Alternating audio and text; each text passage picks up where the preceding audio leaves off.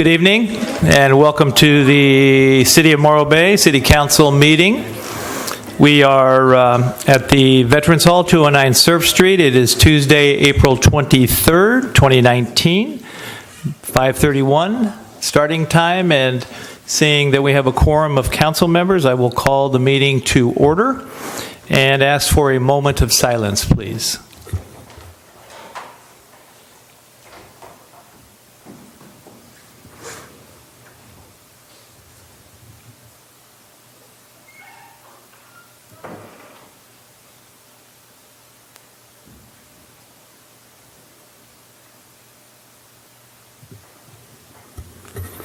Thank you. And Councilmember Addis, if you'd lead us in the pledge, I'd appreciate it.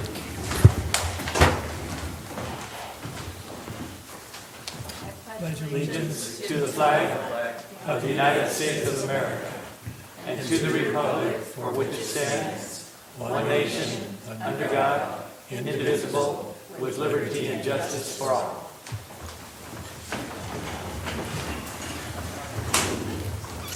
Thank you and welcome. Mr. City Attorney, do we have any closed session reports this evening? No reportable action, Mr. Mayor. Thank you. We'll move on to Mayor and Council members' reports, starting with Council Member McPherson. Oh, my goodness. Surprised you. Yes, you did. Welcome, everyone. Good to see you all here. The only thing I wanted to mention is that this weekend is going to be the Kite Festival, the Soar into Morro Bay Kite Festival, the April 26th through the 28th at The Rock. And it's a wonderful family event, and it's free. So we hope to see you all there. Thank you. Great. Thank you. Councilmember Davis. Thank you, everyone, for coming tonight.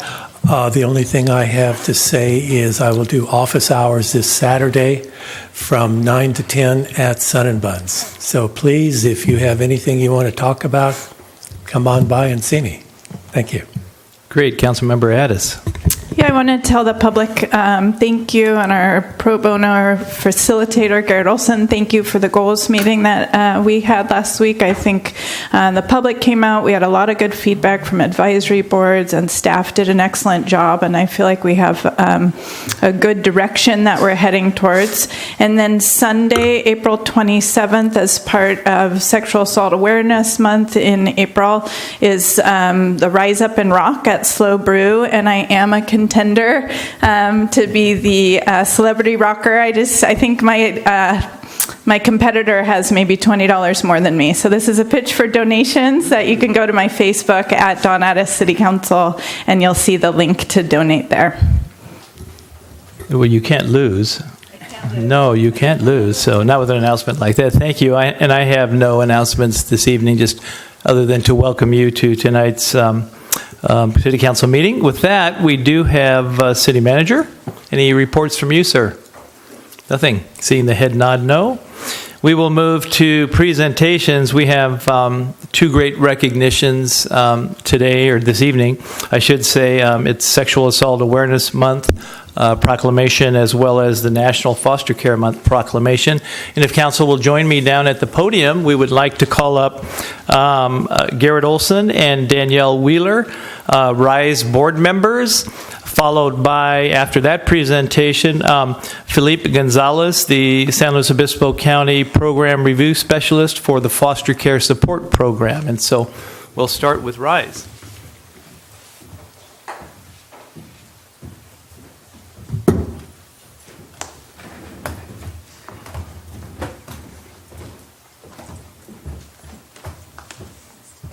We should have come to you.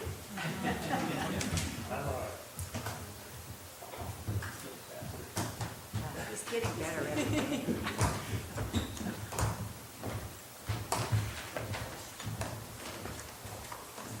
Welcome. Thank you. Great to have you both. Hope this will work. It's my pleasure to read a proclamation this evening for you. This is a proclamation of the City Council of the City of Morro Bay declaring April 2019 as Sexual Assault Awareness Month. Whereas Sexual Assault Awareness Month calls attention to the fact that sexual violence is widespread and impacts every person in San Luis Obispo County.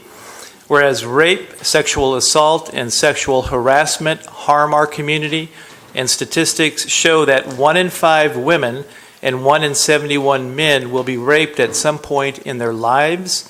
And whereas child sexual abuse prevention must be a priority to confront the reality that 1 in 6 boys and 1 in 4 girls will experience a sexual assault before age 18, and youth ages 12 to 17 are 2.5 times as likely to be victims of sexual violence.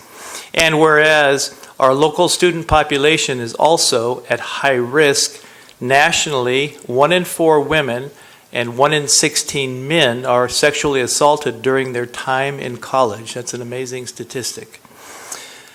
Whereas last year, RISE received 1,469 crisis calls from members of our community, a 50% increase compared to 2017, and provided 6,627 days of emergency shelter.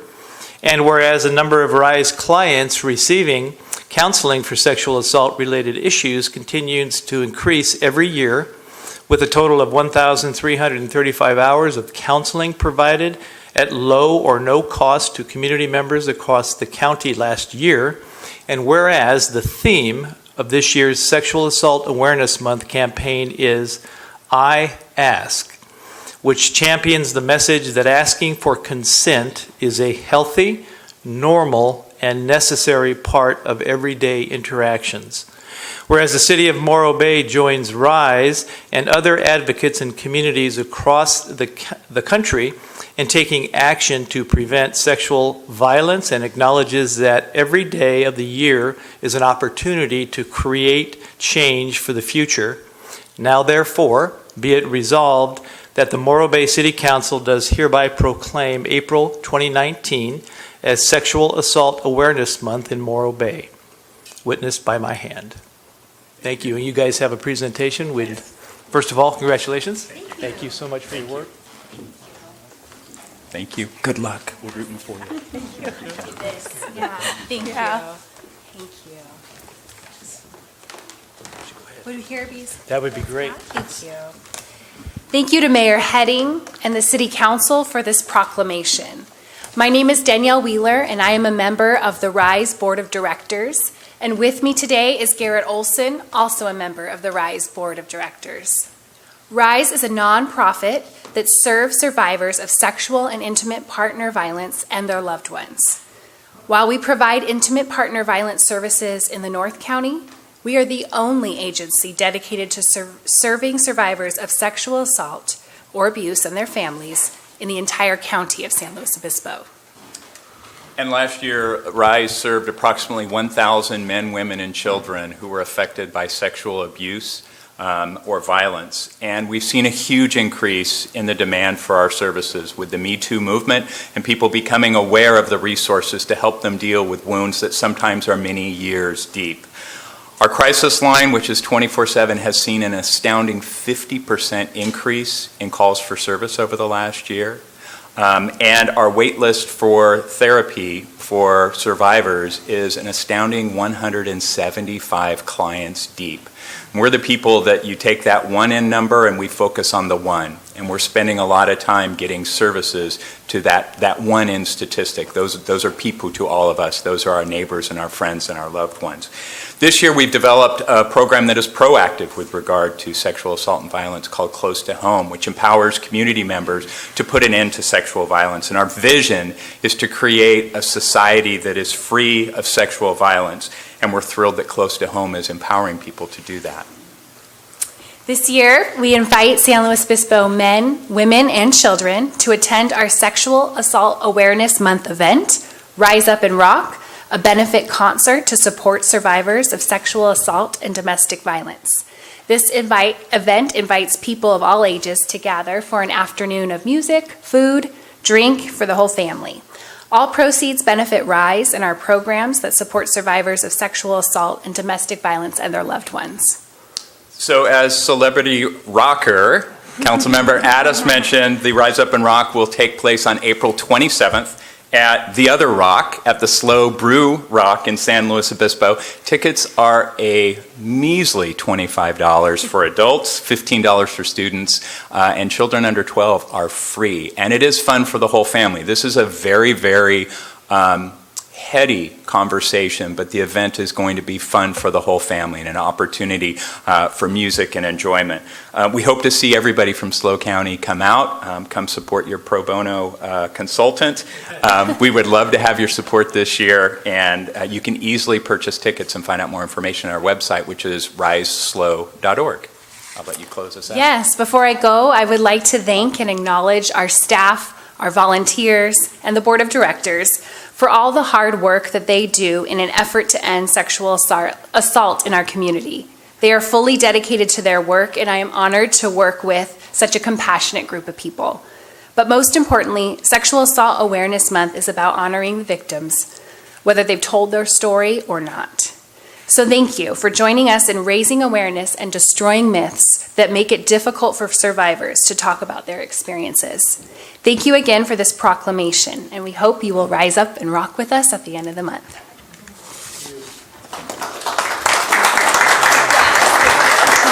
Thank you again. Really appreciate it.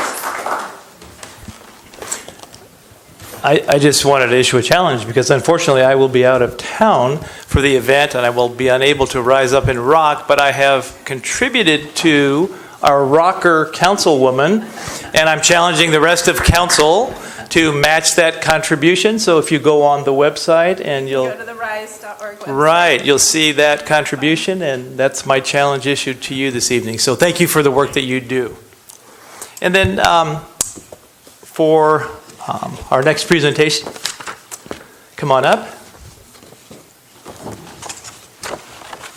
and welcome. This is a proclamation of the City Council of the City of Morro Bay recognizing May as National Foster Care Month. Whereas the City of Morro Bay recognizes the importance of providing children safe, healthy, loving homes when they are unable to remain in the home of their biological family, and whereas there are more than 430,000 children in the United States in foster care system, and whereas more than 60,000 children in California are in the foster care system, and whereas there are over 350 children, youth, and teenagers in the county of San Luis Obispo that are in the foster care system, and whereas to help these children have a healthy, loving, stable home environment where they can thrive and feel connected to a community that cares for them and to support the resource families that provide these critical homes, the City of Morro Bay is acknowledging National Foster Care Month to raise awareness about the need for more resource family homes in our county and city for local children, and join other organizations to celebrate resource families in our community. And whereas this effort, along with similar celebrations in all 50 states in the District of Columbia, will offer children the chance to live healthy, loving, and stable resource families when they cannot live with their birth families, and encourage other dedicated individuals to make a powerful difference in the lives of a child through resource family care.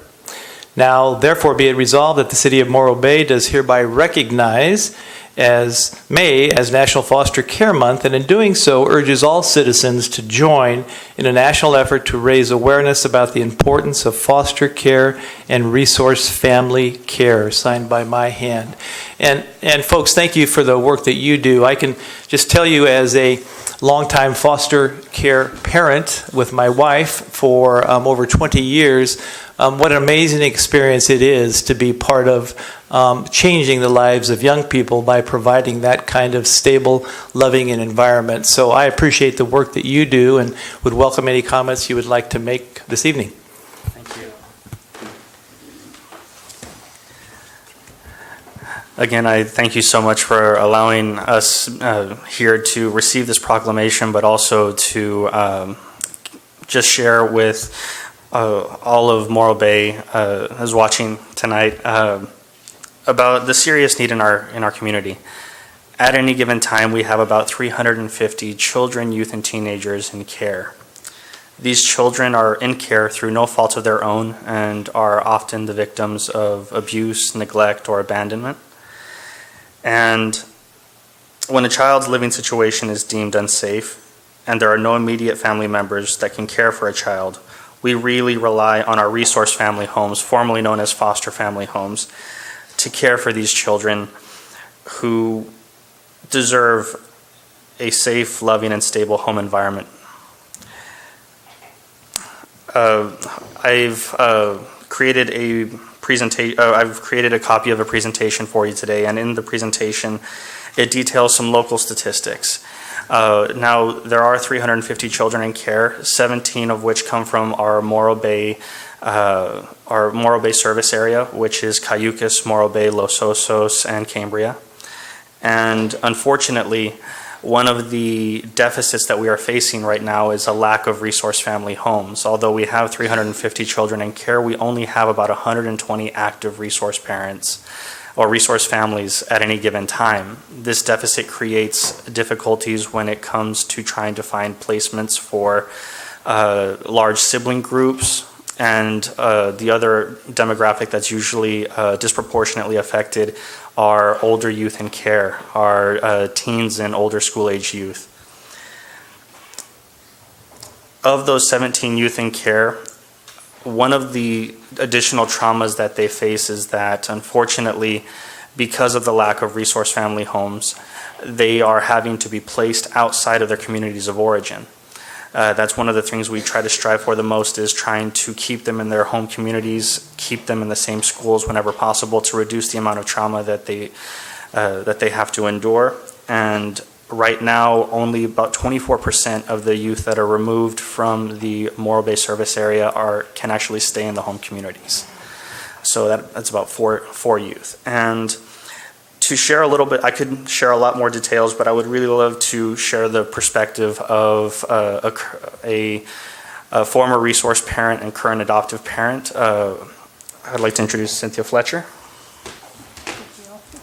Thank you. So my husband Ted and I became foster parents 12 years ago, and I want to tell you a bit about our experience in hopes to open eyes to the realities in our community, the brokenness in families, and how foster parents can help.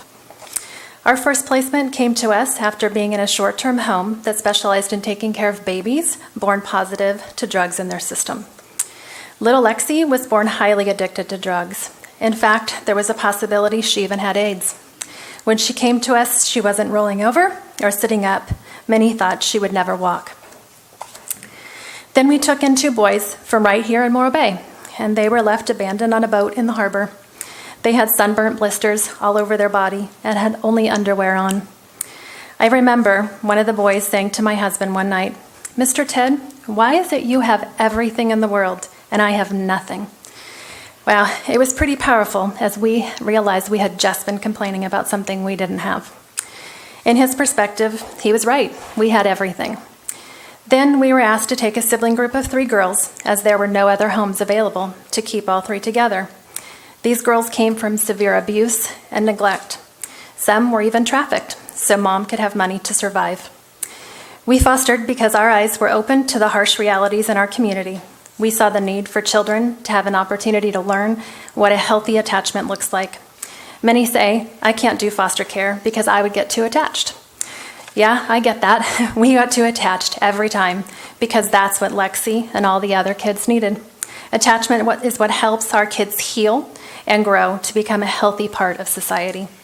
It's what helps our community's children break the cycle of abuse, neglect, and abandonment. Believe me, we are not the perfect parents. We didn't do everything right, and we need more imperfect people who are willing to get attached. As most homes are full, including ours, as we adopted Lexi and the 3 girls, we desperately need other homes. We need others who are willing to give these kids and families a chance to heal and to have healthy attachments. So would you help us reach out to our community with this need? Thank you. And we've outlined in your information packets 4 ways that all elected officials can do to help raise the awareness for youth in foster care. from sharing media and content through social media and distributing publications about inspirational stories like Cynthia's, allowing for brochures and information materials to be displayed in city buildings. And lastly, just becoming an awareness advocate, which, Mayor, you are a great awareness advocate already, having served youth in care. But being able to also be open to creating video content that will help get the message out, not only to Morro Bay, but to the rest of our county. So again, we thank you so much for this proclamation, for allowing us to be here to speak with you all today. And we know that with cities like Morro Bay and other cities around our county, we can find a home for every youth in care. Thank you.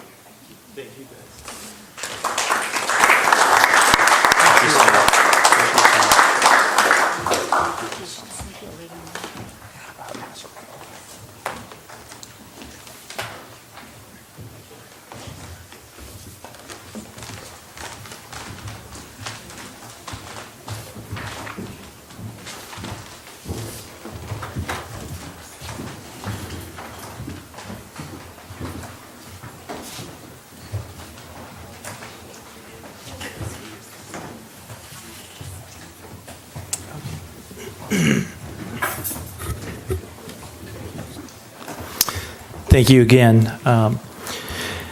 With that, we have our business spot. Welcome to one of my favorite people in the community. There are many favorites, but Rob Kitzman, if you'll come forward and tell us a little bit about who you are, what you do, why you are, and we're just happy to have you here. Thank you, Mr. Mayor. You say that to everybody, probably. And City Council, thanks for the opportunity to speak on behalf of our company here at the Business Spotlight, our company, Kitzman's Culligan Water. I'd like to talk real quickly about who we are, what we do, and why does it matter. So we're locally owned, third-generation company here in Morro Bay. We have our local franchise for 60 years this year, our family. And there's 13 of us that work full-time. 12 of us are head of households. We service Los Osos to Ragged Point, just on the coast, which for a Culligan dealership or franchise is a pretty small territory. We're excited. We received the Morro Bay Business of the Year in 2018. We're really excited about that. And our company and family, we have a very deep, long-standing connection here in this community. So what do? We provide better water for household and commercial use, soft water, filtered water, high-quality drinking water. Some of the benefits are things like saving soaps and cleansers by 80%, protecting skin and hair, plumbing and fixtures and water-using appliances can last up to 75% longer with soft water, using less energy to heat the water, all those kind of things. It keeps everything that water touches in the home cleaner. We also do high-quality drinking water. Consumer concerns of drinking water quality continue to grow nationally. We provide higher quality water for drinking and personal consumption that doesn't make economic sense to use for all of the household usage or out in, for irrigation and such. We have a number of products and services and literally have thousands of customers in the small territory. It's a personal source of fulfillment to provide a product that is great for the betterment of the customer's home and for their health, which leads me to the why, which is my favorite. Why does it matter? Our company mission is improving lives with better water. Everything we do should improve the life of the customer, the coworker, our employees, and the community. And we focus on this daily. Water quality improves lives more than just about any other factor in the human experience. We consider our community not just Morro Bay, but literally places all around the world. More than 2.5 million people around the world die every year unnecessarily from waterborne illness. We are committed as a company and as a family to bring 20,000 people safe water that currently don't have access. Our partner is an organization called World Concern, and we can provide a lifetime of safe water in a third world country for just $40. So $40 provides a lifetime of safe water for somebody in a third world country. So we're committed to being great stewards of the resources that we have, and we're grateful for those resources, including this community. So we're proud and grateful to be part of this wonderful and eclectic community called Morro Bay as we try to do our part to improve lives all around us. Thank you very much. Thank you, Rob. Appreciate you and all the work that you do, including the worldwide work that you guys are involved in. Thanks. With that, I'll open it up for general public comment. This is public comment for items either on the agenda for which you cannot stay or anything that you might want to bring forward to the City Council at this time. I'll open up general public comment. And welcome, Ms. Crawford.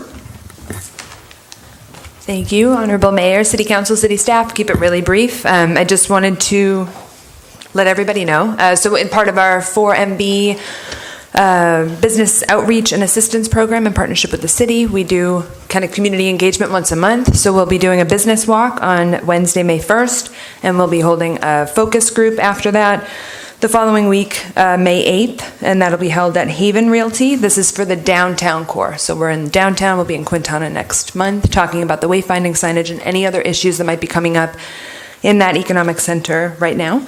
And I just wanted to kind of let you guys know, Amgen, Wednesday, May 15th, we were very excited and grateful to Samantha Pruitt, who is organizing the festival, the local festival, on that day from 12 to 5 on Main Street. So the Chamber and the Visitor Center will be hosting a booth in the festival area where we'll provide visitor information and connections to Morro Bay businesses on a rotating basis. We're looking forward to it. That's it. Thanks.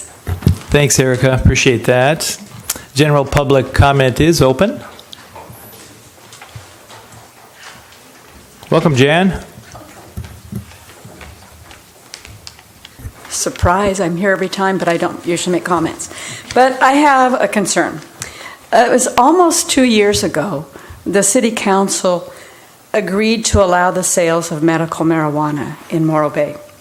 And last November, the voters approved a tax rate for marijuana businesses. And then it seems like everything came to a screeching halt. And I've been to lots of conferences and meetings and stuff, and we talk about how the budget of Morro Bay is so lacking funds. And I'm thinking it's this medical marijuana tax seems like such an obvious source of income for the city. So there's been a lot of conversation regarding this shortfall, but it doesn't seem to be any push toward getting any of these permits, any of these companies permitted. And I would think that this should be a priority that the city should work on and get these businesses up and going. Thank you. Thank you, Jan. Appreciate that. General public comment is open. Welcome, Bob. Mayor, council members, staff, Morro Bay citizens. I wasn't going to make a public comment, but when I heard Rob Kitzman's business presentation, they are an outstanding company, very professional. You can trust them all the way to the moon. Anyway, because I know that because my kids went to school with Rob, so thank you. Thanks, Bob. Appreciate that. General public comment is open for items either on the agenda that you can't stay for or any other items. Looking around, seeing no further activity. I'll close public comment, bring it back. Looks like we have only one comment to respond to. I'll turn it over to Mr. Collins for an update on the cannabis process and where we are, sir. I think this question is going to come up in literally 2 minutes on the consent agenda where we talk about background checks, which will be able to provide context for how that fits into the global issue with getting these permits assigned. So you'd like us to pull that item and then, okay.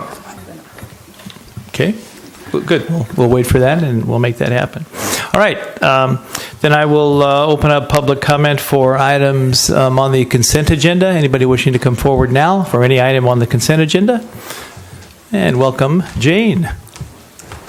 Good evening, Mr. Mayor, members of City Council, and staff. My name's Jane Heath. I'm a resident and business owner in Morro Bay. I'm here tonight representing Bill Martini and Bernadette Pekarik, who are the upland owners of lease sites, which are the subject of the proposed request for proposal on your agenda as consent item A7. I furnished written comments regarding Site 34W to Council yesterday, and I've provided a copy of that to Ms. Swanson for the record.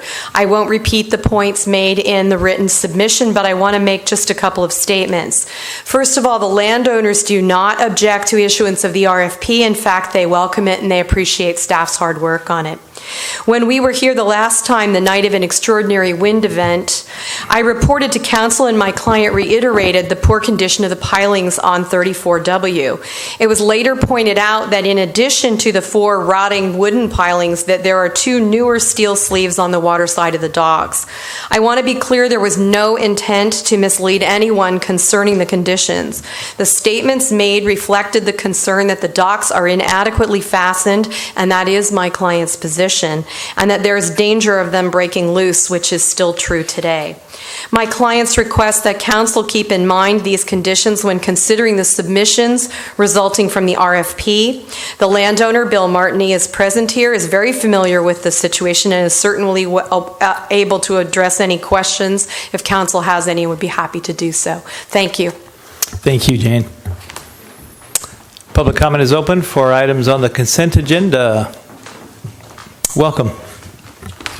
Good evening, Council. Good evening, City staff. This is a comment on item 9. The request for the live scan permission via the California Department of Justice. My name is Sean Donahoe, and I'm one of the applicants for the medical cannabis storefront slots, along with my partners Michael Joseph and Rick Browse, so Slow Retail Group. I think I've mentioned before that we did receive the first license issued by the county for a delivery service off of Broad Street in the airport area, and it took a long time actually for that step, for the live scan process to go through. That delayed the county's process, where the county had to decide that the sheriff had to talk to the DOJ, and then the DOJ had to talk to the FBI, but ultimately we did receive a clear federal and state criminal background check, but it obviously extended everything for a long time.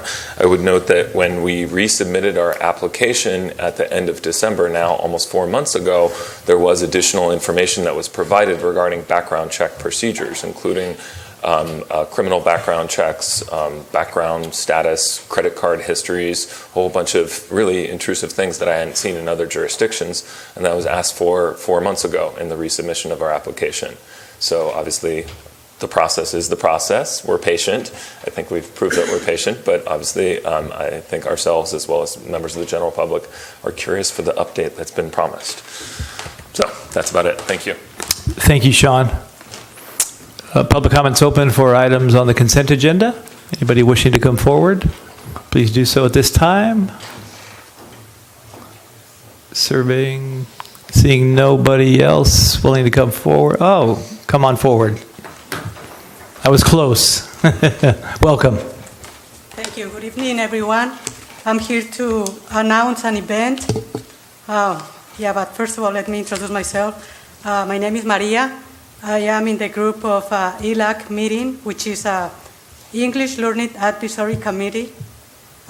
We are here. I am here to announce a fundraiser to give scholarships to students who are learning English. The event will take place in Morro Bay High School at the parking lot next to the pool. The fundraiser will be on May 3rd from 4 to 7. We also accept donations. On this event, we are going to be selling Mexican food, tacos, tamales, flautas, and more desserts to get this happened. And the tickets will be $7 each one, and I have tickets here also. If someone is interested in having some, I'll be outside. And thank you so much for letting me announce this event. Thank you. You're welcome, and thank you, Maria. We appreciate that. You're welcome. Public comment is open for items on the consent agenda. Scanning the audience. I'll wait a little longer this time because this may find somebody that. Seeing none, I will bring it back to council. I'll either entertain a motion for approval, or if somebody would like to pull an item, and I'll go ahead and pull A9. Yes, I would like to pull A9. Thank you. Thank you. Any others to pull? No? See none, I'll entertain a motion for approval of A1 through A8. I move approval of items A1 through A8. Second. Motion by Councilmember Davis for approval of A1 through A8, second by Councilmember McPherson. Any further discussion? If not, roll call vote. Councilmember Davis? Yes. Councilmember McPherson? Yes. Councilmember Addis? Yes. And Mayor Heading? Yes. Motion carries 4-0-1 with Councilmember Heller absent. Thank you. Thank you. And Councilmember McPherson, I'll let you first cite why you wanted to pull A9, and then I'll add to that if it's different than what you All had in right, mind. very Yes, thank good. you. Yeah, I did send a list of questions to Chief Cox and our city manager, Scott Collins, and just got a series of answers today, but I think for the benefit of the public, I would like to ask some of these questions. So my first question really had to do with why we thought it was necessary to do additional background checks. I know that we have hired somebody that has done some initial vetting of the applications, and I was just wondering why we needed more information on the backgrounds of the applicants. Just generally, and then I'll turn it over to our police chief, Jody Cox. Being that we're not the first on the bleeding edge, there's some benefits to our community and to the council and staff in being able to learn from the mistakes of other jurisdictions that have gone way out in front on this, some in our own county. And some of the benefits was being able to tour those facilities and talk with permitting staff in those communities. And one of the key considerations was around the background check, making sure you get that right, that you get people in who are going to be good operators and don't have checkered past, if you will, and getting to the correct level of review to make that determination so that it doesn't come forward after the fact and then you're stuck with an operator you do not want to be in business with. So it was an extra level of review that we think is warranted, but I'll let the police chief explain a little bit more detail. Yes, thank you. The level of the background investigation that we will conduct will give us a federal level background into criminal history. In the local and state level, all you get when you do a background investigation is the convictions. Going to a federal level investigation will give us prior investigations or things that they may have been involved in that did not lead to an actual conviction or cases that may still be pending. And we're not able to get any of that information without sending those prints through LiveScan through the Department of Justice, which then transfers them to FBI. I know there was a comment about other agencies that have done those investigations. Unfortunately, that's not the type of information that you can share with other agencies. So an agency, for example, Grover Beach, cannot provide us with the information that they did on a federal level background. So we cannot just call them up and say, hey, give me all the information on these people that you have already conducted backgrounds on. And as the city manager mentioned, we want to be very cautious as this industry is still growing and new. We want to make sure that we're doing very thorough reviews of the people that we're going to be into business with and that will be operating within the city. Okay.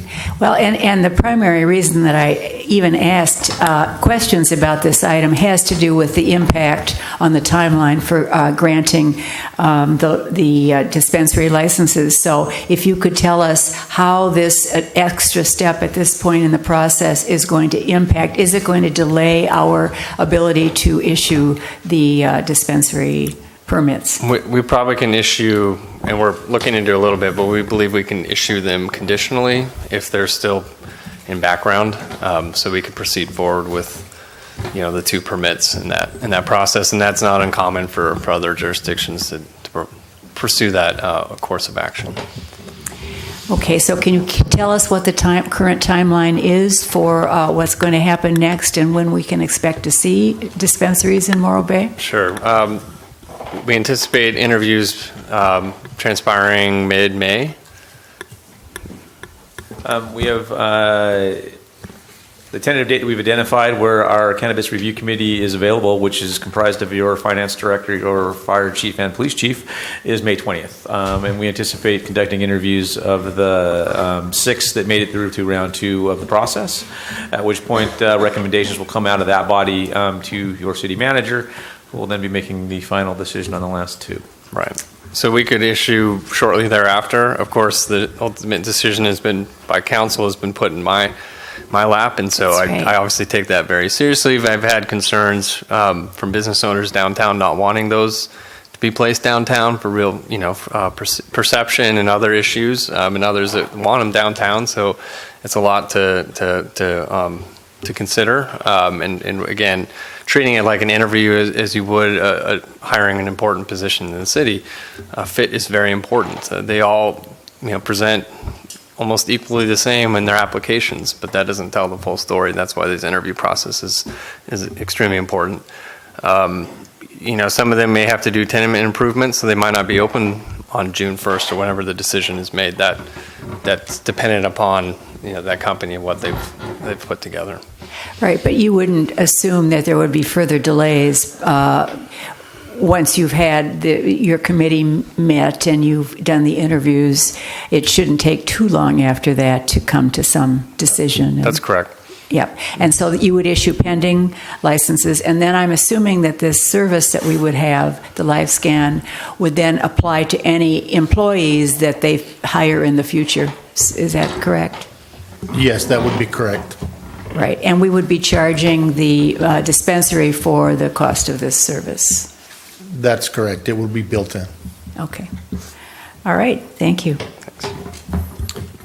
So again, I'm just looking for a potential date certain on your process, Mr. Collins, and when you think you might be able, after you get the May 20th information, to make a decision.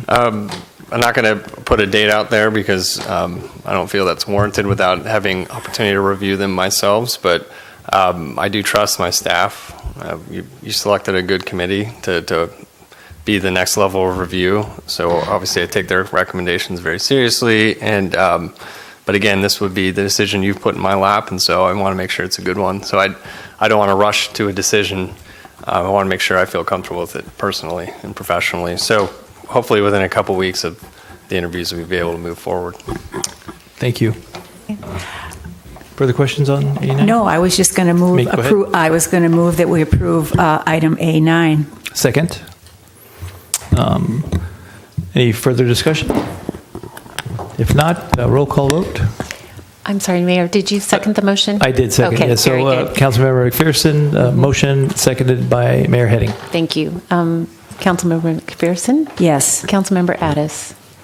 Yes. Councilmember Davis? Yes. And Mayor Heading? Yes. Motion carries 401. Great, thank you, and thank you for that report. And then I'm going to ask our esteemed city attorney to comment on the lease process raised by Ms. Heath that we've discussed previously, and is there a way forward for us to consider that as a council? Mr. Mayor, the item that was on consent calendar had two aspects to it. It had an RFP, which council has approved, and then there's been some public comments, specifically from Attorney Heath, concerning possibly there being need for repair at the lease site. If there is a need for repair and the city were to enforce the lease and possibly take some sort of action, I would suggest the council consider those options in closed session, given that that's a potential litigation item. So we would agendize that at the end of the meeting for a closed session if we so desired? Yes, at the council's discretion. Thank you. Okay, appreciate that.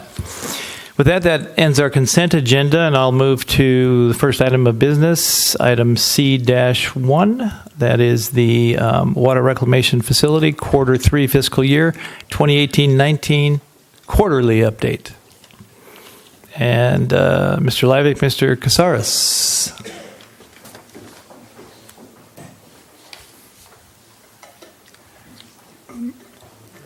Sure. Eric's going to come up to the staff table here, and we'll get going on this in just a minute.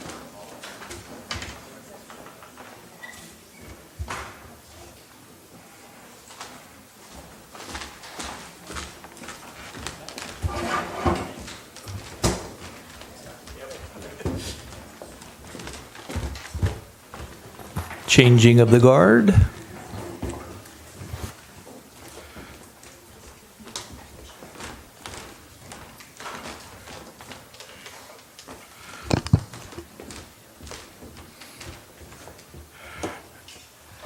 Thank you, Mr. Mayor, Council. This is an item that updates you on the status of our water reclamation facility project and details out the financials, albeit probably a little bit more verbose than was requested at the meeting.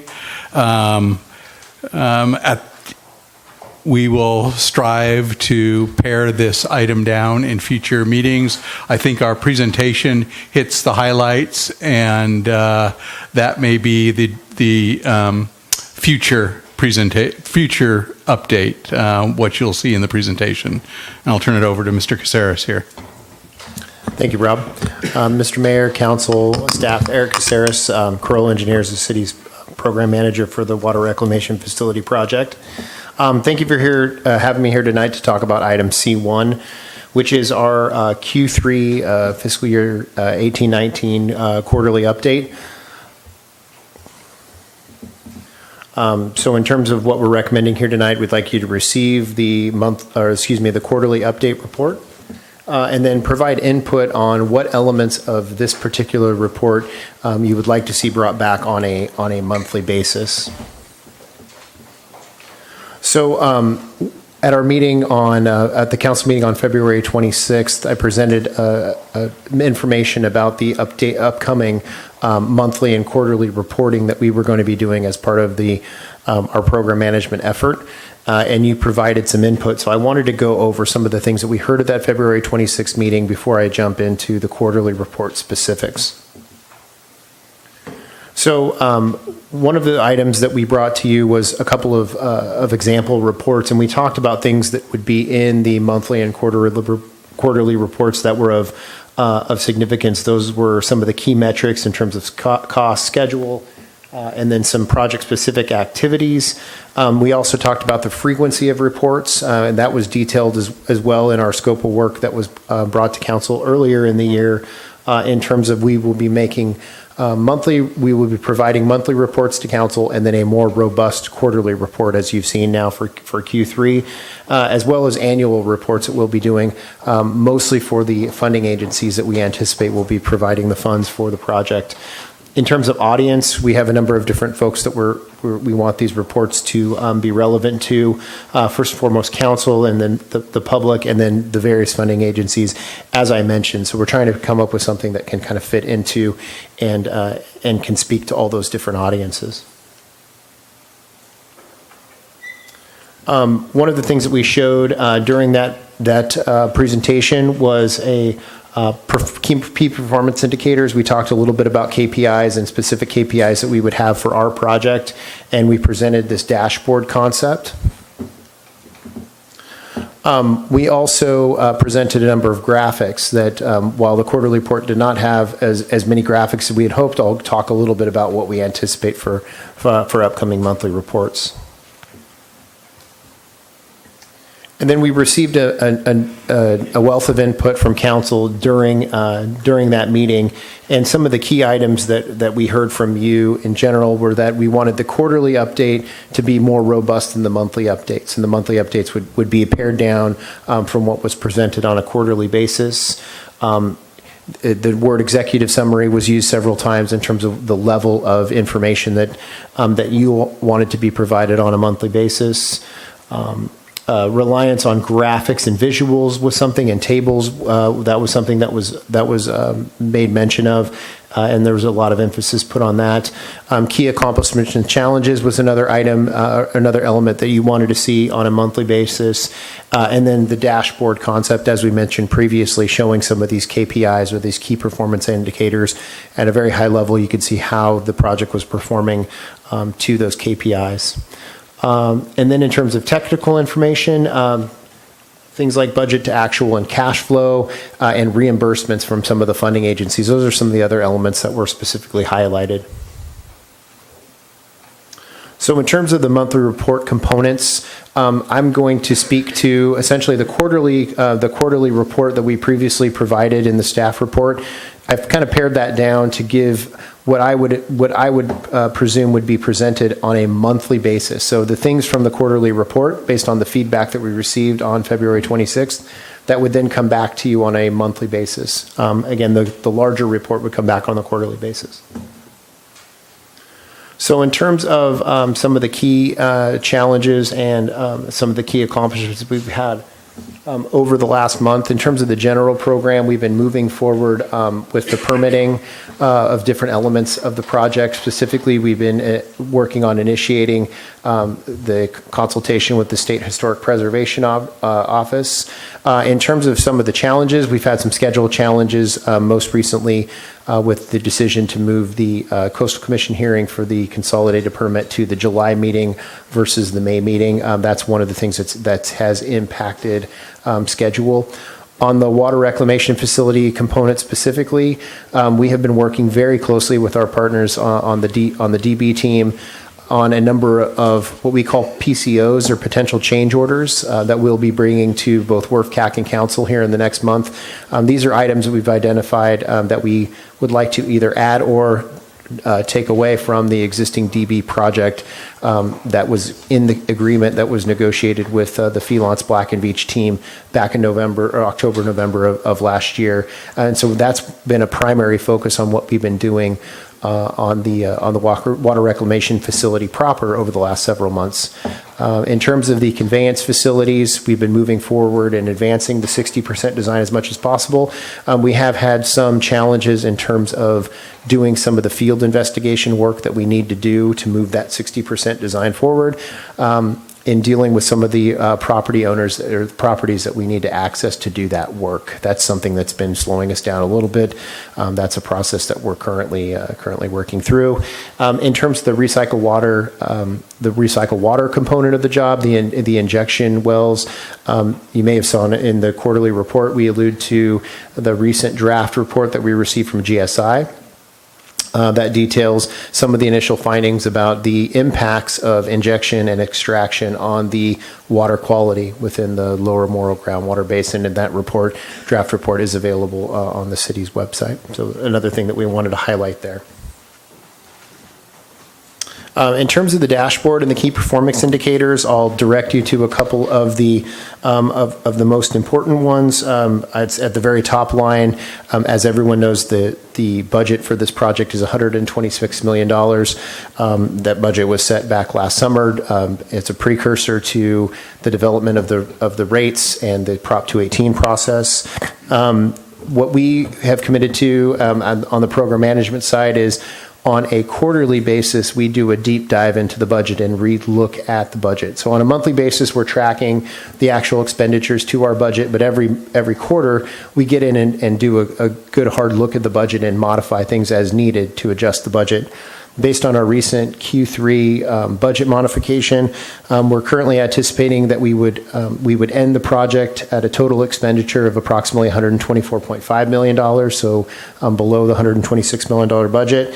And then we also have identified how the different cost elements for the project break down according to that $126 million, that original $126 million budget. One of the things that you'll notice is the conveyance facilities and the recycle water facilities. You'll notice that one of those has gone up significantly and one of them has decreased significantly. And that is a result of the decision earlier this year to take components out of the recycle water project and actually include them as part of the conveyance facilities project, mainly the potable reuse pipeline that's going to be taking the purified water from the new water reclamation facility to the injection fields. That component of the project is now considered part of the conveyance facilities project for how we're designing, and we're going to be procuring the construction for that element of the project. Some of the other KPIs that we've identified based on discussions with staff and some of the input we've received from folks are we'll be tracking the number of linear feet of the pipeline that's been installed as another KPI, as well as tracking how close we're getting to our February 28th, 2023 ultimate compliance deadline from the regional board. In terms of current expenditure information, as I mentioned, the current budget for the project, or tracking the budget, is approximately $124.5 million, and you can see in this table here our actual expenditures to date. So going back to March of 2012, we've expended approximately $8.5 million in total on the project. We have about $75 million in active contracts that we're currently managing. In terms of what's been expended on that $75 million contracts, that information is provided there in the presentation. One of the things you may note that's different from the quarterly report that you received in the staff report and what you've received here in this presentation is that was meant to be a percentage. The actual dollar values are what was originally presented, so it's been updated in this in this presentation. And then the total project cost, again, that's what we're tracking, and we're anticipating we will hit at the end of project, which is 124.5. And then how much of that total $124.5 million have we expended to date? The next graphic up here has to do with the cumulative cash flow, or excuse me, cumulative expenditures versus budget for the project. The red line is the cumulative baseline budget that we developed back in the summer of last year, again, to support the rate study. That was $126 million, and was based on several previous years of budget, and then how we laid out the remaining budget to get to the $126 million. The gray is the actual cumulative expenditures that we've expended on the project to date. That's the gray line there at the bottom. The continuation of that gray line, the blue line, is our revised cumulative budget. That's what we anticipate the forecasted cumulative expenditures will be between now and the end of the project. And then the orange bar graphs are meant to be the monthly actual expenditures. We are tracking monthly actual expenditures as of January of 2019, and we'll be doing that and comparing that to what we've actually forecasted on a monthly basis between now and the end of the project. The schedule is presented up here, and I will note that we are going to be making some changes to the formatting of the schedule. So the challenge here is that we have a 530-line project schedule that we're currently managing, and getting that in a format that's digestible and usable for the folks that are looking at it. I know it's a little bit hard to make out here, so that's a little bit of a work in progress. But the key date that I wanted to draw your attention to is the November 11th of 2021. Based on our current schedule, that's when we were anticipating that we would be in compliance with the time schedule order based on the latest schedule. That ties to the substantial completion date for the water reclamation facility. In addition to the Gantt chart schedule, we also provided based on feedback that we received from council back in February, these are the key construction milestones that we're anticipating. Again, we haven't started construction on any component of the project, so it's a little bit, there's a little bit lacking here in this table, but this shows the anticipated start of construction and the end of construction for the three different main components of the project, and then always with an eye to the February 28th, 2023 date in terms of our overall compliance.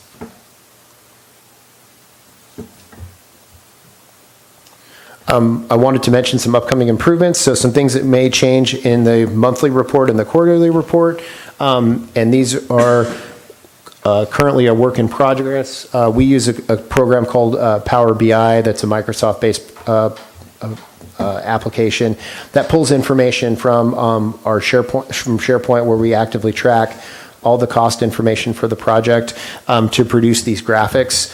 These graphics are going to be available on the website and will also be featured in the monthly and quarterly reports going forward. Like I said, they're a work in progress. We need about another week to get these up and correctly pulling all the information that they need to from SharePoint. Just a couple different examples of what you will see in the future. This second slide here shows the invoiced amount per month for the individual commitments or the individual consultant contracts we're currently managing. Again, our recommendation here this evening is that you receive the the current quarterly report and provide any input on the information I just presented that would show up in the future monthly reports. With that, any questions? Thank you, Mr. Casares. Appreciate that update. And with that, I'll open it up for council questions. Who would like to start us off? Looking left. Well, I'll start Councilmember with one or McPherson. two, and everybody else can chime in when they have questions. Just going back to actually looking at the data in the report, can you tell me what the impact is of the challenges that you have now identified for us? What is the impact of that on the schedule? Is that going to slow us down by how much? So the original schedule, really the big impact right now is the start of construction for the design build team. So we need to have the coastal development permits in hand, as well as some information back from the funding agencies in terms of their environmental review before we can start construction. So we had originally anticipated when we negotiated the contract with the DB team that we would issue a notice to proceed for the construction April 29th of this year. So just in a couple days here. That was when we were planning to go to Coastal Commission in April. Then that slid to May, and now that it's slid to July, we're currently anticipating a notice to proceed for construction the first week of August. So that pushes back construction, and we're working with the DB team currently to finalize what those impacts will look like. But as you'll notice, even with that slip to the August 9th NTP, or I think it's August 8th in the schedule NTP date, we're still showing substantial completion with the project and conformance with the time schedule order well ahead of the 2023 deadline. So I'm assuming that all aspects of the project cannot proceed until we actually get the permit and until we've actually complied with all of the funding sources requirements. Is that correct? That's correct. So we cannot start any construction out of the conveyance, but we can. What can we do in the meantime? We can issue contracts for design. Absolutely. So we're still proceeding down the same path that we were before the permit pushed out. So we're in the design build process. So while we're not going to start construction as early as we had hoped, we're going to continue. We've continued to move forward with the design, and so we're working towards the 60% design of the water reclamation facility currently. And then on the conveyance side, we have the designer there procured. And so we're working with them on a very similar timeline. We're moving towards a 60% design. As I mentioned previously, that's being held up a little bit by being able to access a couple of the properties that we need to in order to complete our surveying and geotech, but we're working through that, and a number of conversations here as of late with some of those property owners to get access there. Oh, no, go ahead.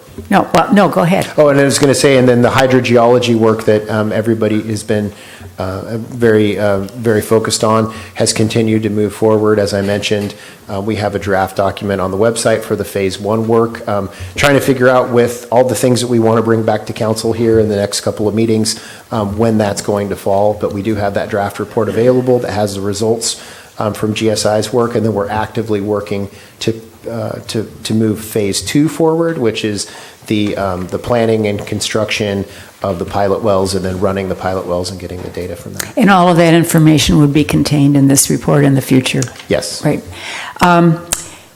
Would you like to share what happened this morning, which is a key milestone, I guess? Yes. So the staff, county planning staff who we've been working with for the last year, they typically make the determination in terms of if a permit is going to be, a coastal development permit will be consolidated through the Coastal Commission.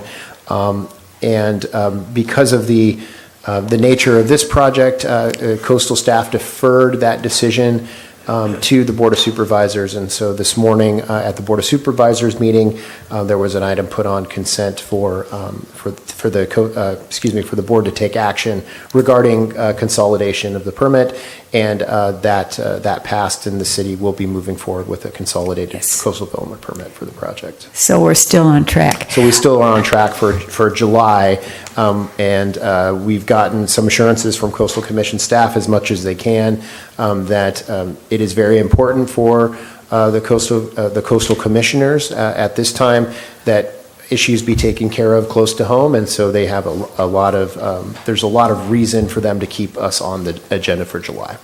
Right.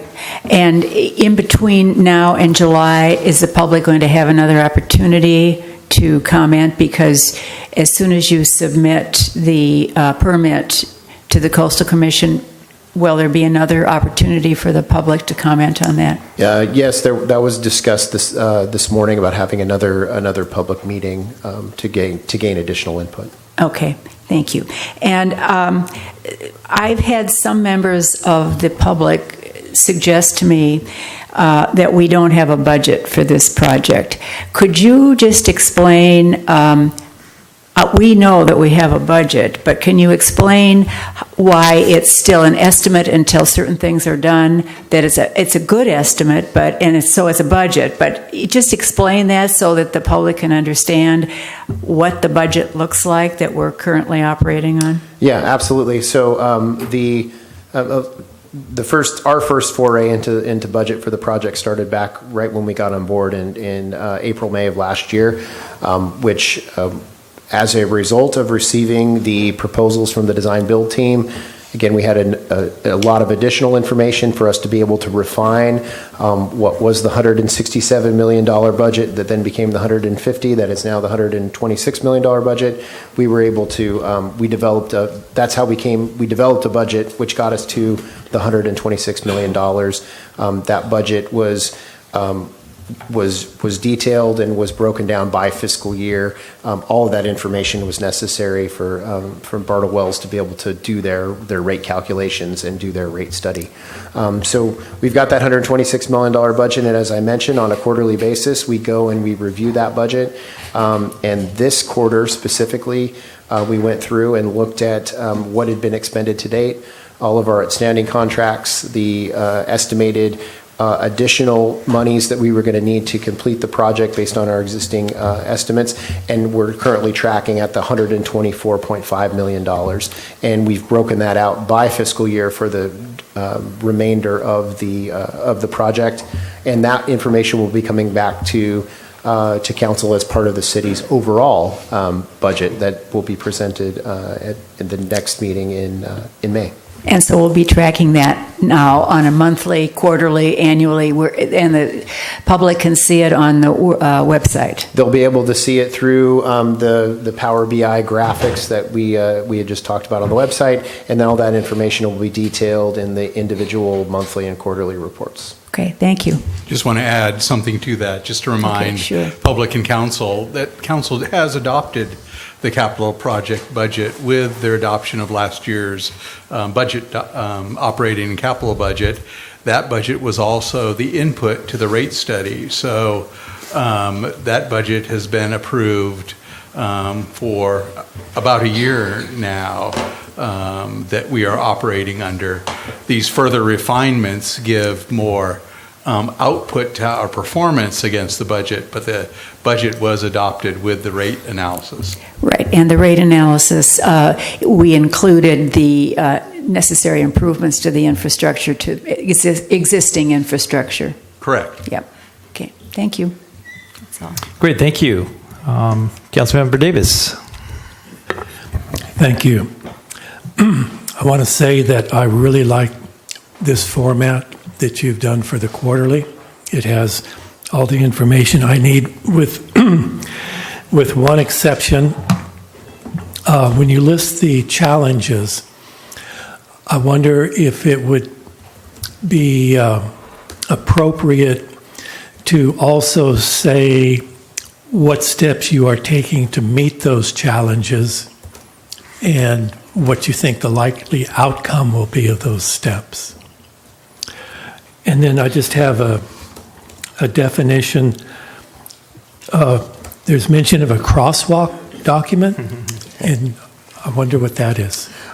Yes, so that's a good question. So the crosswalk document, and I think it came up in a meeting maybe a couple months ago.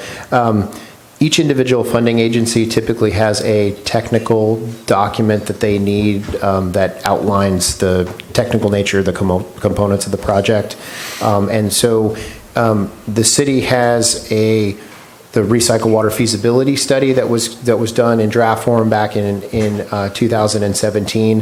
The crosswalk document is essentially a companion document to that recycle water feasibility study that tells the funding agency exactly where to look in that document to find the information that they specifically need.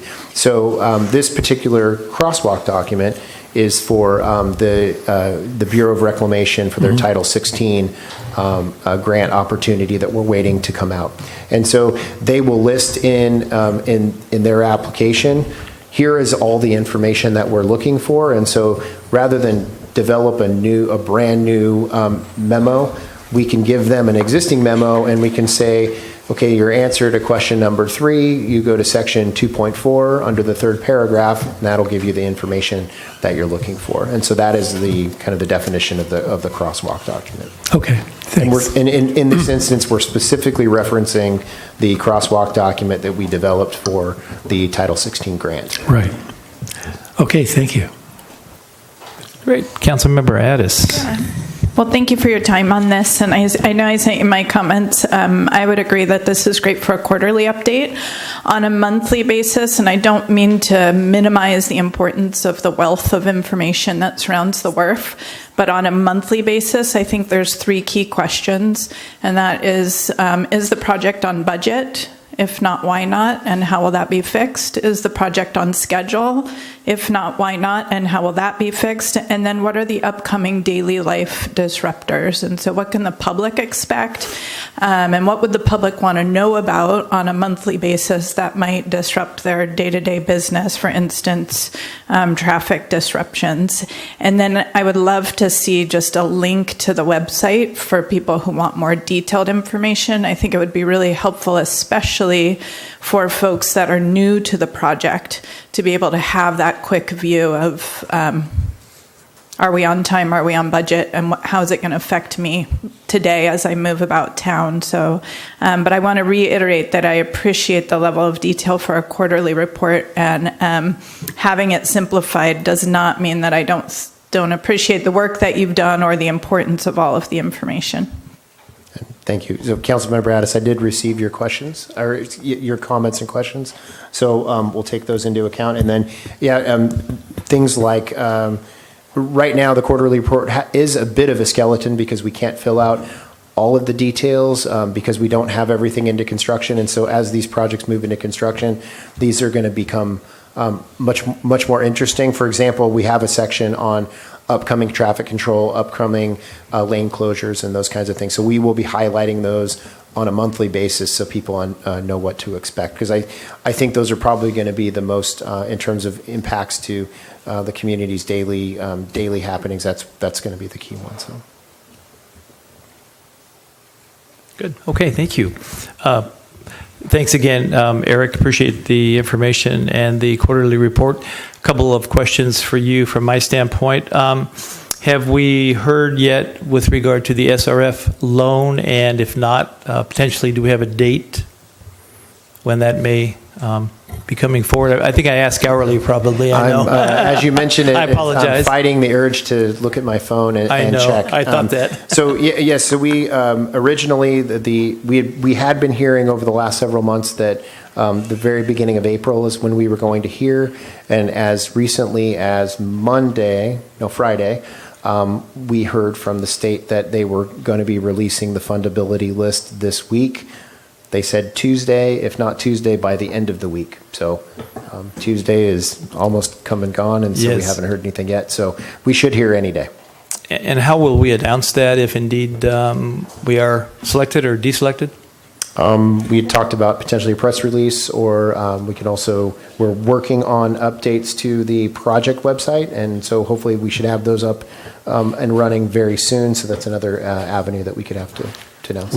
We would also put our press release under our hot topics on our city's website, so it would go out to those folks that subscribe to that list. I just checked the Department of Water State Board's website.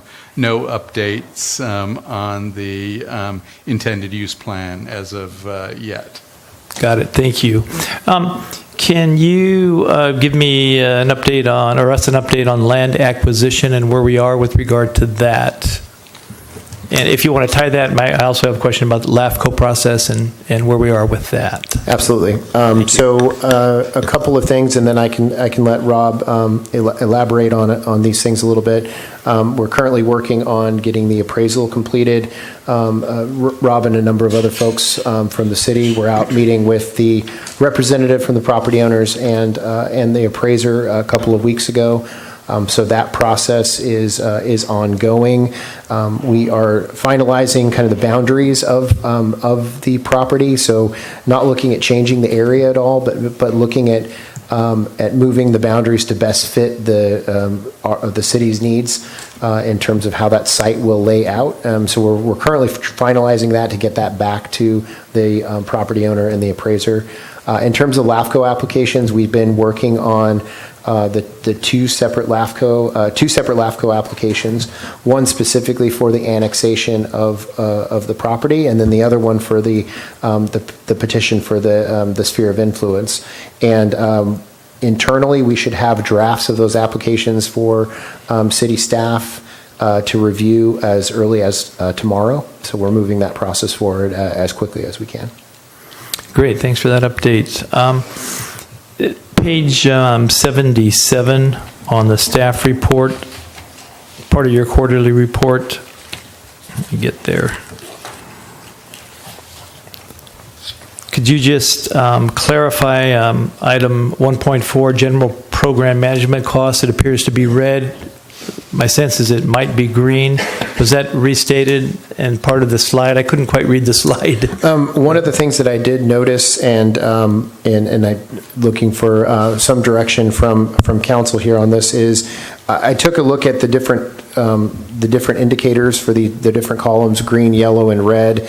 I think it may be more appropriate to make the green in terms of budget if the project is on or below budget would be green. Yellow would be within 5% of budget, and then red would be within 10% of budget. That's I was looking at that. That was pointed out by a member of CFAC that had received the report that actually a couple of those should be red because we're still not more than 5% under budget. So that was one of the things that I had updated. And then the general program, that says general program management costs, and that column is going to be updated to general program costs. That's not just program management. There's a lot of other things that go into that. For example, the environmental work that we're doing, the additional environmental work that we're doing, the work that ESA is doing. We've got additional work being done by our archaeologists Far Western and some other folks that fall under that general program category. But all that information will be available. The details of that will be available with our Power BI information about what exactly is in that general program bucket. Just not to belabor it, but on that current document that we have that we received in our packet, the target is 11.47 for 1.4. The current is 10.2. That's really a minus 10.98%, and that should be green according to the existing report. Am I correct? Yeah, because it's below budget. Thank you for also bringing that up. Those numbers should be transposed a little bit. The target budget, the original budget was 10.2. That's now tracking at 11.5. It's actually an increase of about 9.5%. That's what you'll see in your packet. So that number has gone up, and again, that includes some of the changes that we've made recently, some of the additional environmental work we've needed to do, and some other things. Thanks for the clarification. I just didn't want to let that stand in the report. Thank you for that. That was an error on our part. No worries. And then quick comment on the next public process for engagement? I know that Councilmember McPherson talked about it, but when we have the addendum to the EIR coming back, that will be a formal public hearing or a public opportunity for comment on that? What's the process for that? And maybe I'll turn to our city attorney for that. That's yet to be determined whether or not it would be a public hearing. It depends upon the extent of the addendum, and the consultant hasn't fully analyzed how extensive it will be, so we don't know at this point. Okay. Nonetheless, it would be brought back, and if at the least, there would be public comment opportunities from the public. Yes. Yes, thank you. Okay. Great. And got a email from the adjacent landowner just today or yesterday, I believe, and wondering if you've had contact again recently. He's raised some concerns, wondering what the follow-up might be for those concerns that have been raised. Mr. Livick and I met with Mr. Mano several weeks ago and talked to him about some of his concerns. We don't yet have plans to. We don't have a plan to go out and meet with him again. We will put together a plan and go out and meet with him and talk about some of his concerns. As I understand it, his concerns centered primarily around how that facility is going to operate and the general. Who's going to be in and who's going to be out of the facility, how many people are going to be at the facility at any given day. I've talked with Mr. Miller, the utilities manager, about also going out and meeting with Mr. Mano to talk to him about the specifics of the day in and day out operation of the facility once it's constructed. Two other issues that he did raise, and just as a reminder, consideration for a barbed wire fencing around the work site because of his cattle operation. He leases land adjacent to that. The other issue was consideration for fencing along his property line as the project progresses, and I just wanted to make sure that there would be follow through on addressing those issues. Specifically, and you can just say yes. Yes, and we'll work if there or no. We'll work with the property owner on their desires for fencing on their property. Great, thank you, and barbed wire. Thank you. All right. Yes. Yes, indeed. Rob, I understand that the EPA will not fund the project. They won't disperse their funds until we raise the rest of the funds, which we assume we're going to do with the SRF. So if we are not successful in getting SRF funding, then we have to get bond funding for the 51%. Is that correct? Sure, we would have to provide an additional source of funding. Not being a charter city, there's a little nuance to that. We would issue certificates of participation instead of bonds. I see them as synonymous in my head, but there is some differences to that. We'll have to form a local nonprofit that would issue that certificate of participation, which would be the city council. You would put on a different hat for that meeting, and basically we would guarantee that asset against the certificates of participation. It's kind of a nuanced way, since we're not a charter city and don't have the ability to issue municipal bonds outright. So does that mean, in effect, it's the same thing as bonds? At the end of the day? Maybe Mr. Newmeyer is going to correct me, but we sell a certificate to somebody that wants to invest in our project for a return on that investment interest, and we get the money, they get the interest through the payment of those back of those certificates. And is that something that can happen fairly quickly? Their office is working on the formation of the nonprofit as we speak. Their bond counsel at their offices.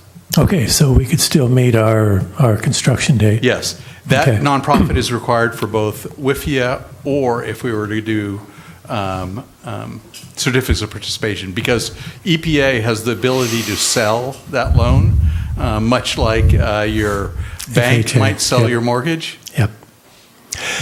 So the five of us then would pledge our assets to back up the certificates. Not your personal assets, the Oh, okay. assets of the water reclamation facility project. Okay. All right. Thank you. Great, thank you. No further questions, then I'll open it up for public comment on agenda item C-1. Any member of the public wishing to come forward and make comments regarding this agenda item? The floor is open. Welcome, Bill. Thank you, Bill Martini, Morro Bay. And it's just a quick question. When I was looking at the charts over there, I noticed that the WRF, the wastewater treatment plant, was budgeted for $67.5 million, and I noticed that the overall budget's come down $1.5 million. But I don't know if I read the graph wrong or not, but it showed 67 million and then it showed 77. Has that increased from 67.5 million to 77 million, or did I read the graph wrong? Because when it was displayed, it showed 67.5 million, and then after. So I may have misinterpreted it, but I would just. Oh, go ahead, Yeah. Eric. Can you just go ahead and respond? Yeah, thanks. Yeah, so that's a good question. So the contract value is currently set at 67 million. As we've noted here in this meeting and previous meetings, we've been negotiating some potential changes to the contract that will not become part of the contract until council takes action on those changes. But we've moved about $2.5 million additional into the budget there to cover some of those potential changes as we are budgeting at this point in time. Again, we're not going to change the agreement until this comes to council. But that is correct. The current budget for the water reclamation facility component of the project is a total of roughly $79 million. Of that, we have the 67 million, and we have other costs that are non-construction costs related to the construction. And we're holding the $2.5 million as a potential change for the actual GMP contract. Okay. Yes.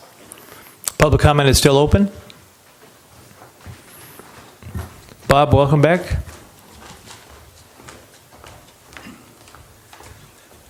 Bob Keller, Morro Bay, Mayor, City Council members, staff, Morro Bay citizens. Just heard, is the WIFIA loan in jeopardy with the change our water rates and sewer rates? Because I think we'll be concerned about that. But otherwise, Mr. Project Manager, I think we're going in the right direction. But you got to be tough on your negotiations so we can keep our costs down and can reduce them as much as we can, and also keep working on funding, because we have to look through every crack and every possible way to get more funding to keep our rates down. Let's see what else negotiate with due diligence to our citizens of Morro Bay, and do everything possible to keep our budget under budget for this project, because that's what we're looking for. Otherwise, we're all ready to go. Request council to accept a report by our project manager. Thank you. Thank you, Bob. Public comment is still open on item C1. Any further members of the public? Seeing none. Scanning. Seeing none. I'll close public comment, bring it back to council. This is a basically opportunity for discussion. Significant input was given at the February 26th meeting, as Mr. Caceres outlined, regarding the quarterly versus the monthly report. In addition to that, council had suggested that we put on a consent agenda, unless there were some major issues, the monthly report, and then bring the full quarterly report to council. That's the direction we've received. In addition, you've heard some comments. We've received a new format, graphics, that we had requested previously be incorporated into the shorter format, but I'll open it up for any further discussion or comments that council may have. Yeah, thank you. I just wanted to say that I concur with my fellow council members on their suggestions. I agree that we should explain any what we're going to do about anything that might be a problem. And I also agree with Ms. Addis, her comments. Those are the three key questions that we want answered in the monthly report. What I would like to see added is when there's any kind of a strange discrepancy, which you show in your project dashboard, where you actually moved money from one category to another, and therefore you have one category going over and one going under, to just explain that in a footnote so we can understand why that happened, and then we won't wonder. Absolutely. And it's anything like that where it needs some further explanation so that we can understand the report. And then also in the quarterly report, since there are a number of acronyms, it would be very helpful if we had just a list of what all of those stand for, so that we don't have to continually search back to see what a BOD whatever is, or if you don't mind. Absolutely, yeah, that's something that we had noted in previous discussions. Right. We will have an abbreviations list with the monthly and with the quarterly. That would be very helpful for those of us that aren't engineers. So those are my additional comments. Thank you. But otherwise, I really appreciate the report. I think that the quarterly report contains all of the information that we would need on this project, and it's very detailed, and so I really appreciate it. Thank you. Any other discussion comments? No? None?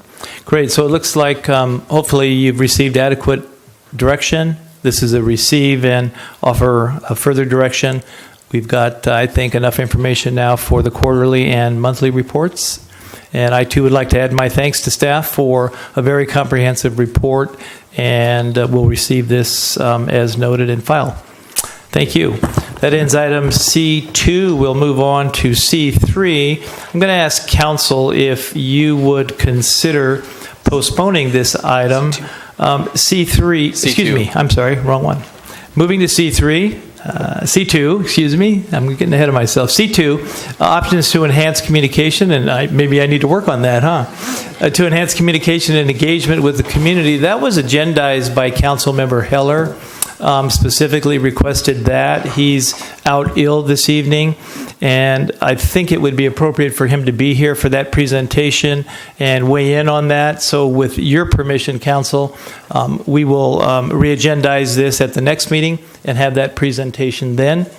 Is that, I'm seeing heads nod, and so that will skip C2. If that's appropriate, Mr. City Attorney, just moving that to the next agenda. Do you need a motion for that? No. No, thank you. That moves us to item C3, approval of capital budget fund reallocation of $21,000 to repave the alleyway between Tognazzini's Restaurant and Santa Monica Seafood Commercial Fishing Dock. Our esteemed Harbor Director, Mr. Andersby. Thank you, Mayor Heading, and good evening. I apologize, I've got a little bit of a head cold, so I'll try and get through it without putting too much moisture on my materials here. So I recommend the City Council approve reallocation of $21,000 from an ice machine capital project and approved fund in the capital program. And this year, to the operating fund to enable us to pave a seriously degraded section of roadway between Tognazzini's Dockside Restaurant and the Santa Monica Seafood Commercial Fishing Dock, and that runs through between Krills there as well. As far as our alternatives go, Council could always direct staff to go elsewhere for the funding, although we've worked with Finance to try and identify a place that won't affect any other budget, or Council could direct not to do the project at all. The $21,000 ultimately come, like all of our projects, from the Harbor Accumulation Fund. Again, it's the ice machine capital project. We budgeted $35,000 for that machine. Quick bit of background, the responsibility for maintaining that machine is shared by the city and Santa Monica Seafood. Santa Monica Seafood, per their lease, is required to put 10% of their revenues from their ice sales towards the machine, and anything above the 10% of sales requirement, the city augments with their funding. In recent years, those amounts have been pretty high because the machine has been fairly persnickety and required a lot of work. But this year it has not. It's actually, we've gotten a $100,000 grant, Santa Monica Seafood, through Santa Monica Seafood from the cable company to do a major replacement of some equipment on that machine. So, and speaking to Santa Monica Seafood, their costs this year have been fairly minimal, so that $35,000 fortunately isn't needed.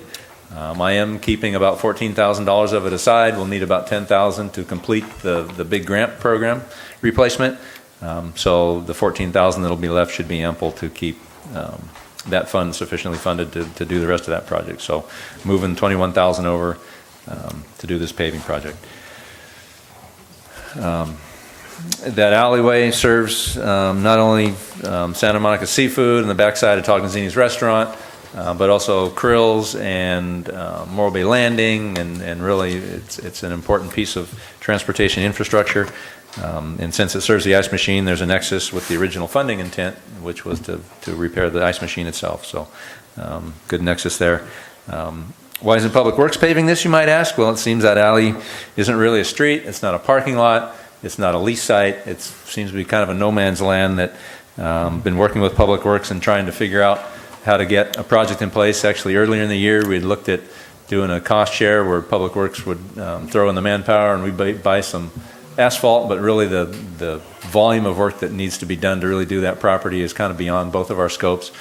So we started looking for alternative ways of doing it and came up with just going to contractors and getting some bids, which we have done. If you've been through there, it's pretty badly in need of repair. It's a public tripping hazard. Unfortunately, with the boardwalk kind of ending in front of Morro Bay Landing and starting up again down in front of the power plant intake building, there's sort of that no man's land of walkway that everybody just wanders through the parking lot and through that alleyway. So getting it fixed is not only important for all the work at the seafood dock and Tognazini's and the forklifts and trying to keep things going there. It turns into a big water pool in the wintertime when there's rain and when there's fish unloading. So we really need to get that fixed, and it seemed that bringing in a paving contractor was the best way to do it, where they'll come basically from the Morro Bay Landing side to the south where there's a good seam, over in front of Tognazini's where there's another good seam, and they'll repave the whole area in between and get it all filled in from curb to curb and hopefully correct the drainage because there's a big low spot in there and get all the bumps and lumps out of it. So we sought quotes from 3 different paving contractors, got 2 quotes back.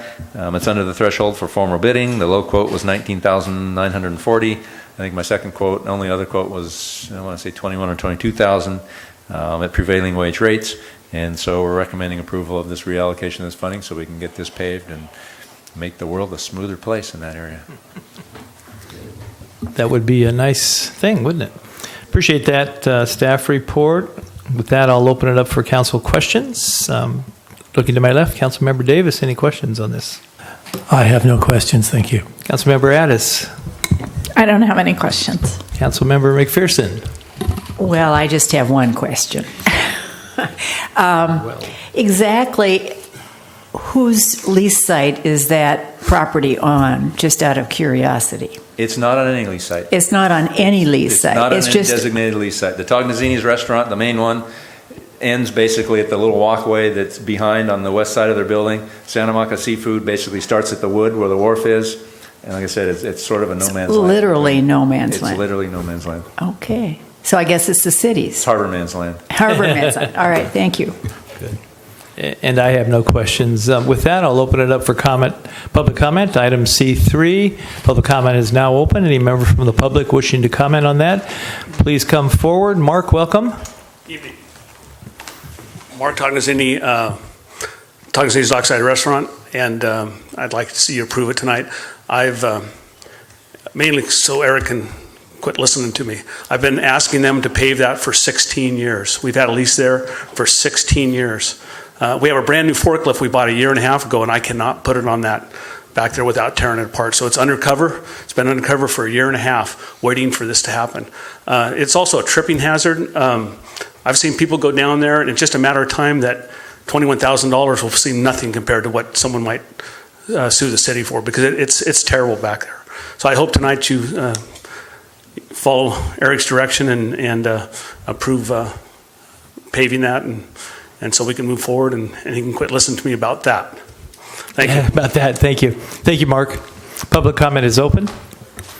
Bob, welcome back. Again? Bob Keller, Morro Bay, Mayor, council members, staff, Morro Bay citizens. I didn't expect to make 3 public comments tonight. I was just going to be a listener. But I support Mark Tagazzini. I walked through that area and I almost tripped. And I was wondering when they were going to do something with that section. And I think it's long overdue. And when the city should do this, because we have some good folks down there with some good restaurants and service. Thank you. Thank you, Bob. Appreciate that. Public comment is still open. Item C3. Anybody else for public comment? Looking not. I'll bring it back to council and entertain a motion. I move to approve reallocation of $21,000 from the Harbor Ice Machine Maintenance Capital Project Fund to the Harbor Operating Fund as outlined in this report to enable repaving of a critical section of alleyway between Tognazzini's restaurant and the Santa Monica Seafood Commercial Fish Unloading Dock. Second. Motion by Councilmember Davis for staff report recommendation, second by Councilmember McPherson. Any further discussion? Not. I will call a question. Councilmember Davis? Yes. Councilmember McPherson? Yes. Councilmember Addis? Yes. And Mayor Heading? Yes. Motion carries 401. Great. That brings us to item number C-4. This is introduction and first reading of ordinance number 622, authorizing an amendment to the California Public Employees Retirement System contract to implement cost sharing for local police members in the Morro Bay Peace Officers Association. And I'm going to open up and entertain a motion if I could. I'll move. Okay. Moving the staff report recommendation. Moving the staff recommendation. Well, I'll Okay. move to introduce it. Do you want me to? Why don't you just read the recommendation? Yeah. Yeah. To introduce for the first reading by title only, that part? I need the thing. Sure, point out there. Yeah. All right. We don't need a second? You will after you read the first. All right.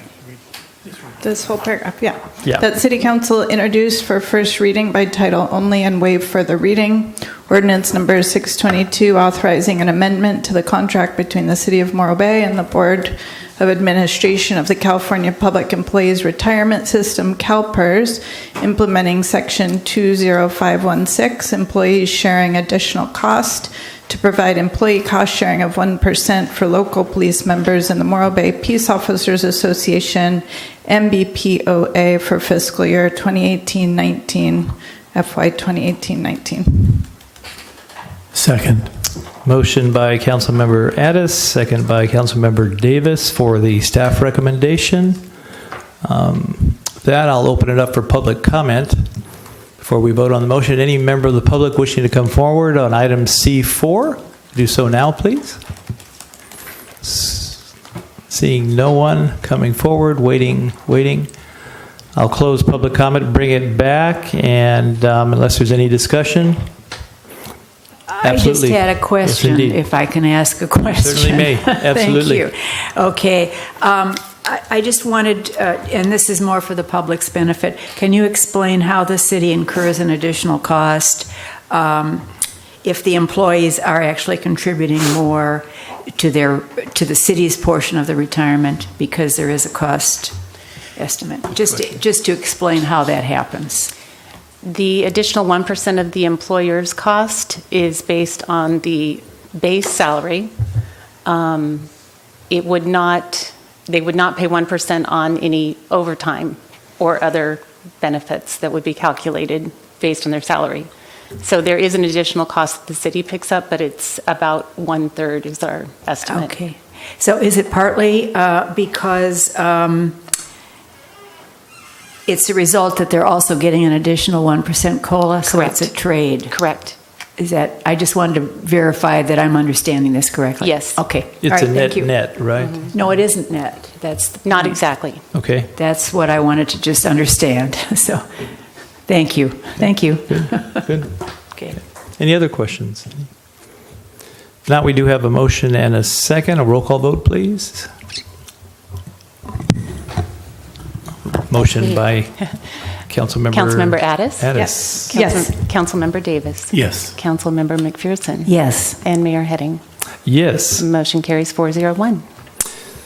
That ends this evening's business. Move to item D, council declaration of future agenda items. I will ask for concurrence to consider lease site 34W in a closed session as recommended by city attorney.